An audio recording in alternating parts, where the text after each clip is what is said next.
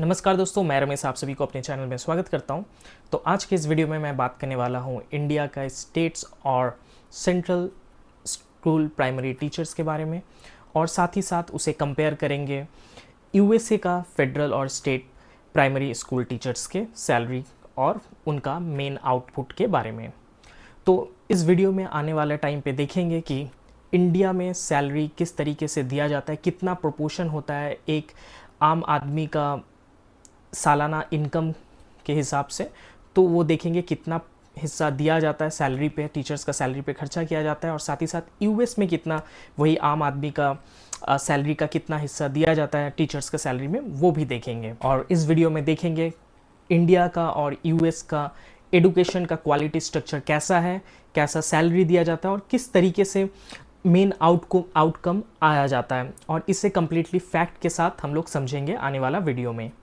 तो इंडिया के स्टेट और सेंट्रल प्राइमरी स्कूल टीचर्स का बेसिक सैलरी जो रहता है ऑलमोस्ट 25,000 से 35,000 के बीच में रहता है, बेस्ड ऑन सेंट्रल है या फिर स्कूल है, और कुछ कुछ स्टेट्स के हिसाब से ये डिपेंडेंसी रहता है, क्या बेसिक देना है क्या ये देता है। और ये प्राइमरी स्कूल का स्टार्टिंग बेस सैलरी है।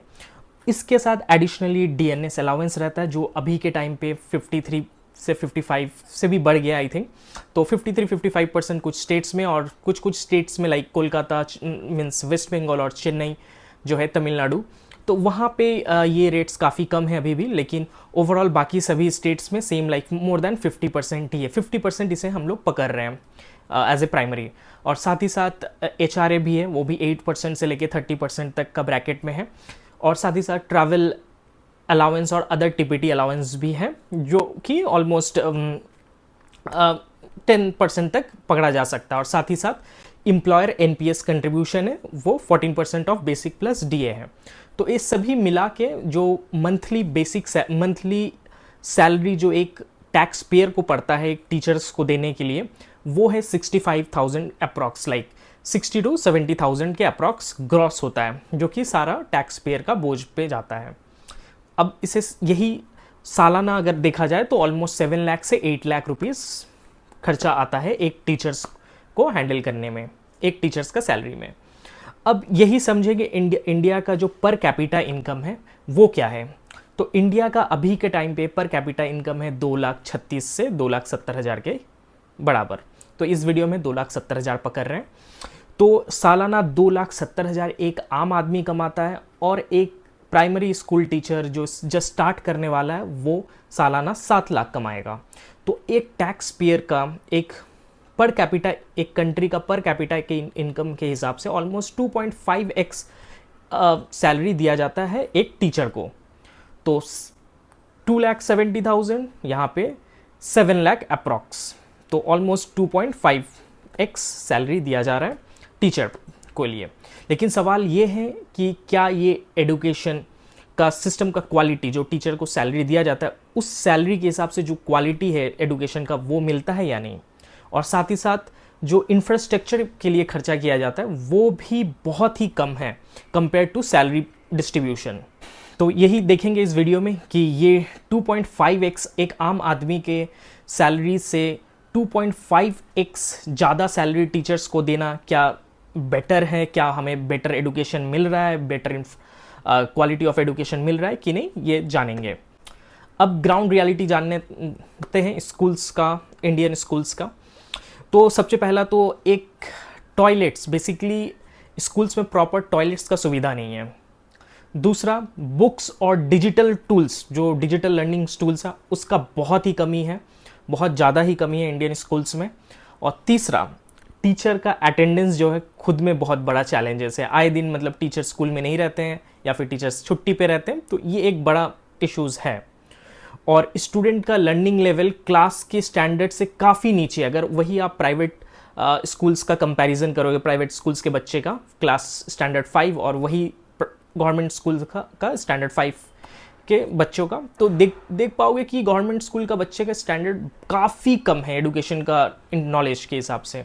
और गवर्नमेंट स्कूल्स में यही प्रॉब्लम है कि कुछ चुनिंदा स्कूल्स में क्वालिटी ऑफ एजुकेशन दिया जाता है, क्योंकि उसमें सिर्फ ब्यूरोक्रेट्स और आर्मीज़ या फिर सिर्फ गवर्नमेंट ऑफिशियल्स का बच्चे पढ़ सकते हैं, इसीलिए उस स्कूल्स का क्वालिटी ऑफ एजुकेशन अच्छा है, बाकी जितने भी गवर्नमेंट स्कूल्स है ग्राम लेवल पे या फिर गांव लेवल पे, तो वो सब बहुत ही बेकार है वहाँ का क्वालिटी ऑफ एजुकेशन जो बोला यही है कि लाइक टीचर्स को सैलरी ऑलमोस्ट 2.5x मिल रहा है ज़्यादा आम आदमी से, लेकिन quality of education almost private school से 2.5x नीचे का मिल रहा है। तो ये एक बहुत ही बड़ा मतलब सिस्टम को करेक्शन करने का ज़रूरत है इसमें। यूएसए का स्कूल टीचर्स का कंपैरिजन करते हैं। इस यूएसए में फेडरल या फिर स्टेट गवर्नमेंट्स का प्राइमरी स्कूल टीचर्स का सैलरी क्या रहता है। तो वहाँ पे जो प्राइमरी स्कूल्स का टीचर्स का सैलरी जो रहता है वो $55,000 से लेके $65,000 ईयरली रहता है स्टार्टिंग में। तो अगर ये कंपैरिजन किया जाए, और ये स्टार्टिंग में उन लोग का ईयरली हाइक बहुत ही कम रहता है, उन लोग का डीएनएस अलाउंस उस तरीके का नहीं मिलता है जितना इंडिया में दिया जाता है। तो इवन 5 साल काम करने के बाद भी अप्रॉक्स $65,000 ही वहाँ पे रहता है, उतना ज़्यादा इंक्रीमेंट नहीं रहता वहाँ पे। 3% से भी नीचे का इंक्रीमेंट ईयरली रहता है, डीए वगैरह का कुछ भी प्रोविजन नहीं है वहाँ पे। लाइक 55,000 से 65 और एवरेज पकड़ रहा हूँ $60,000 एक टीचर का सैलरी है। और वही यूएस का पर कैपिटा इनकम अगर देखा जाए तो 80,000 से भी ज़्यादा है, लाइक 89,000 अभी चल रहा है, मैं इसे 80,000 ही पकड़ रहा हूँ। तो अगर देखा जाए तो ऑलमोस्ट 0.25x कम सैलरी यूएसए में टीचर्स को दिया जाता है। वहाँ का आम आदमी जितना कमाता है उस पैसे से भी कम टीचर्स का सैलरी है। तो $60,000 और वहाँ पे जो एवरेज सैलरी जो है वो $80,000 है पर कैपिटा के हिसाब से। तो यहीं पे अगर देखा जाए यूएस में जो स्कूल्स का इंफ्रास्ट्रक्चर, डिजिटलाइजेशन, अकाउंटेबिलिटी, तो अगर सारे मामलों में अगर देखा जाए तो इंडियन स्कूल से काफ़ी बेटर स्टैंडर्ड ऑफ स्कूलिंग है वहाँ पे। सबसे बड़ा चीज़ है कि एडुकेशन का अकाउंटेबिलिटी वहाँ पे है जो इंडिया में कमी है। टीचर्स अकाउंटेबिलिटी नहीं ले पाते, एक एडुकेशन दे रहे हो उसका प्रॉपर अकाउंटेबिलिटी नहीं रहता है। तो ये सबसे बड़ा एक प्रॉब्लम है यहाँ पे। टेबल पे कंपैरिजन करते हैं साइड बाय साइड, तो इंडियन गवर्नमेंट का सैलरी है ऑलमोस्ट 7 लाख पर ईयर। वहीं इंडियन पर कैपिटा इनकम, एक आम आदमी का सैलरी है, सैलरी क्या मतलब आम आदमी कमा सकता है 2.7 लाख, मतलब 2,70,000। तो रेशियो हुआ 2.5x ज़्यादा है। और वही यूएस का यहाँ पे देखोगे तो 60,000 टीचर्स का एवरेज सैलरी है प्राइमरी टीचर्स का, और वहाँ का पर कैपिटा इनकम लाइक वहाँ का आम आदमी ऑलमोस्ट 80,000 पर ईयर कमा सकता है। तो ये कंपैरिजन कम देखने को मिलेगा कि आदमी जितना कमा रहा है उससे कम यहाँ पे दिया जा रहा है। तो ये क्लियरली दिखाता है इंडिया में सैलरी तो हाई है और पर सिस्टम का परफॉर्मेंस नहीं है। मतलब कि इंडिया में टीचर्स को सैलरी बहुत ज़्यादा हाई पे दिया जाता है, लेकिन उस हिसाब से परफॉर्मेंस, जो स्कूल का परफॉर्मेंस होना चाहिए वो नहीं है। सॉल्यूशंस का बात करूं तो ये कम्प्लीटली मेरे थॉट्स के ऊपर है। तो सारे इंडिया में जितने भी स्कूल्स हैं उसमें पीपीपी मॉडल लाना चाहिए, प्राइवेट पब्लिक पार्टनरशिप मॉडल। तो इससे क्या रहेगा, फ़ायदा ये रहेगा, प्राइवेटाइजेशन रहने से प्राइवेट सेक्टर का एफिशिएंसी मिलेगा वहाँ पे। तो और मॉनिटरिंग जो रहेगा वो काफ़ी इजी हो जाएगा टीचर्स का ऊपर। और इसमें टीचर्स का सैलरी भी फिक्स्ड पे नहीं होना चाहिए, परफॉर्मेंस बेस्ड सैलरी होना चाहिए, क्योंकि परफॉर्मेंस बेस्ड रहेगा तभी एक अच्छा आउटकम स्कूल से मिल सकता है उसमें। और टीचर्स का अकाउंटेबिलिटी इसमें रहेगा कि हाँ मैं बच्चे को अच्छे से पढ़ा सकता हूँ क्या नहीं, ऐसे एक अकाउंटेबिलिटी प्रॉपर मिलेगा। और साथ ही साथ गवर्नमेंट को इंफ्रास्ट्रक्चर में खर्चा भी करना चाहिए, और इसमें प्रॉपर प्राइवेटाइजेशन रहेगा तो एक डेवलपमेंट रहेगा इंफ्रास्ट्रक्चर में, डिजिटलाइजेशन में, तो प्रॉपर एडुकेशन में इम्प्रूवमेंट होगा इसके तहत। और टैक्स पेयर का सबसे बड़ा चीज़ है कि टैक्स पेयर का पैसा प्रॉपर यूटिलाइज्ड होगा। अभी जो के टाइम पे कोई भी यूटिलाइजेशन, कोई भी प्रॉपर अकाउंटेबिलिटी, कोई भी कुछ भी इंफॉर्मेशन नहीं रहता है एग्जैक्ट एक स्कूल में कितना खर्चा हो रहा है, वो प्रॉपर इंफॉर्मेशन कोई भी स्टेट्स नहीं प्रोवाइड कर रहा है। ओवरऑल लेवल पे दिखाया जाता है कि एडुकेशन में इतना खर्चा हो रहा है, लेकिन एक स्कूल लेवल पे कितना खर्चा हो रहा है एक स्कूल चलाने में, वो प्रॉपर इंफॉर्मेशन अभी मिसिंग रहता है बहुत जगह। उसे पब्लिकली इजीली अवेलेबल नहीं है वो डेटा गवर्नमेंट को शेयर करना चाहिए अपने टैक्स पेयर्स को, या फिर पब्लिकली अवेलेबल होना चाहिए मेरे हिसाब से। कि गवर्नमेंट को सिर्फ हर हाफ ईयरली सैलरी बढ़ाने से बजाय परफॉर्मेंस बेस्ड उसे लाना चाहिए कम्प्लीटली, कि स्टूडेंट का रिजल्ट अच्छा होगा तो इस टाइप का बोनसेस देंगे। तो completely privatisation plus public model रखना चाहिए, तभी एक स्कूल्स का कंडीशन सुधारा जा सकता है मेरे हिसाब से। इस वीडियो से तो पता चल ही गया होगा, इंडिया में पैसे की कोई कमी नहीं है।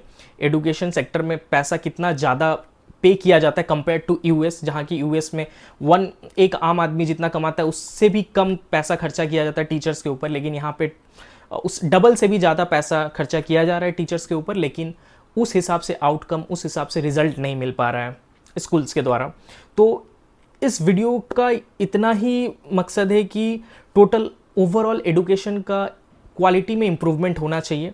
टीचर्स जो रिस्पेक्ट डिज़र्व करते हैं वो तो डिज़र्व करना ही चाहिए, लेकिन साथ ही साथ सिस्टम और परफॉर्मेंस का अकाउंटेबिलिटी से उन्हें रिवार्ड देना चाहिए, ना कि सिर्फ सैलरी से।